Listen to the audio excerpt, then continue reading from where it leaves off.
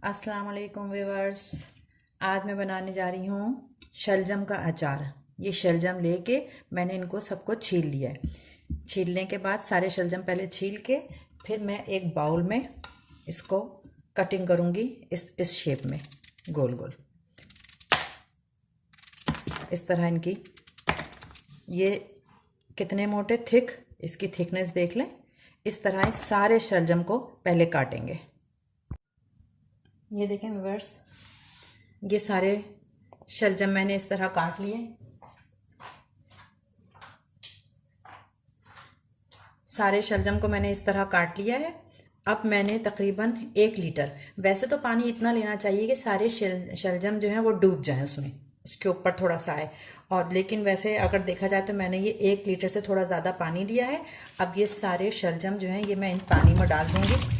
इसको बॉईल करना है, बस कुछ भी इसमें डालना नहीं है, इसको सिर्फ बॉईल करना है। और तकरीबन 80% तक इस शलजम को गला लेंगे हम। तो इसको बॉईल करते हैं, जब ये गल जाएगा तो फिर मैं आगे का प्रोसेस आपको बताऊंगी। ये शलजम बॉईल हो गया है और ये गल भी है, तकरीबन 80% ये शलजम गल गया है। अब हम इसको बिल्कुल ठंडा करेंगे, रूम टेम्परेचर पर लाएंगे। फिर हम इसको कांच की बाउल में या कांच की बर्नी में इसको डालेंगे और फिर सारी चीज़ें डालेंगे। तो जब तक ये ठंडा होता है जब तक हम इसका मसाला तैयार करते हैं। ये लिया है मैंने 3 टेबल स्पून राई दाना जिसे कहते हैं अचार में जो डलता है, और 3 टेबल स्पून ही लिया है ये साबित लहसुन के जवे, और 2 टेबल स्पून लिया है गुड़। ये तीनों चीज़ों, इन दोनों को मैं क्रश करके मतलब कि छोटी जो पानी डाल के नहीं, बिल्कुल ऐसे ही सूखा रायदाना और ये लहसुन पीसती हूँ। पहले रायदाने को बारीक करेंगे, फिर उसके अंदर लहसुन डाल के बारीक करेंगे बगैर पानी के। पानी नहीं डालना, अब कच्चा पानी इसके अंदर नहीं जाएगा वरना तो ये अचार ख़राब हो जाएगा। तो लिहाजा राई को और लहसुन को पीस के, और फिर जब तक वो शलजम ठंडा हो जाएगा फिर मैं किस तरह उसमें शामिल करती हूँ मैं आपको बताऊँ।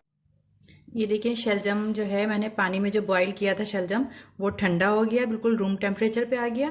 अब मैंने इसको गिलास की, ये जो मेरी बर्नी है ये गिलास है, इसका जो मेटल है ये गिलास का है।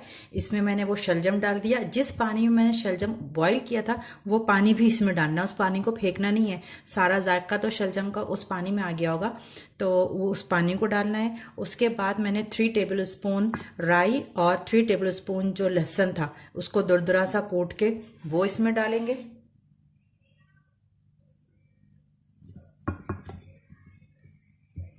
और चला देंगे इसको। उसके बाद 2 टेबल स्पून गुड़, ये भी इसमें चला जाएगा।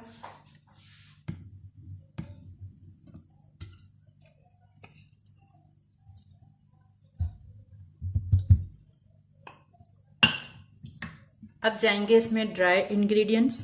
इसमें क्या है, 1 टेबल स्पून कुटी हुई लाल मिर्च, 1 टेबल स्पून सॉल्ट और ½ टीस्पून हल्दी। ये सारे मसाले भी इसी में चले जाएंगे। और इसको अच्छे तरीके से चला देंगे। लेकिन ये अचार रेडी हो गया है। अब इसमें कुछ डलेगा नहीं। नमक आप चख लीजिएगा अपने जायके के हिसाब से। लेकिन अभी मैं इसको 2 से 3 दिन तक धूप में रखूँगी।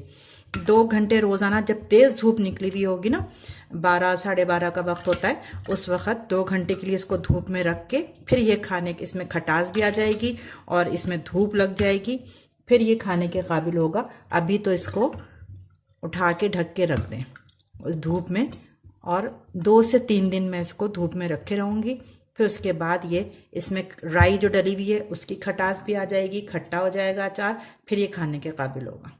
ठीक है। अब इसको आप किसी मटर चावल के साथ खाएं, तहरी के साथ खाएं, खिचड़ी के साथ खाएं, दाल चावल के साथ खाएं। बहुत ज़्यादा ऑप्शन है इस अचार को, और इसके फ़ायदे बहुत हैं। बहुत खाना भी हज़म करता है ये अचार जो है, ये खाना भी हज़म करने में मदद देता है। और वैसे टेस्ट में भी बहुत अच्छा ये पानी का अचार हलीम में भी डाल के बहुत अच्छा आता है। आप कभी खाइएगा। और इस रेसिपी से पानी का शलजम वाला अचार जो है तैयार करिएगा, और मुझे कमेंट्स में ज़रूर बताइएगा कि आपको ये अचार कैसा लगा तैयार करने के बाद। और प्लीज़ मेरे चैनल को सब्सक्राइब भी कर दीजिएगा। अल्लाह हाफिज़।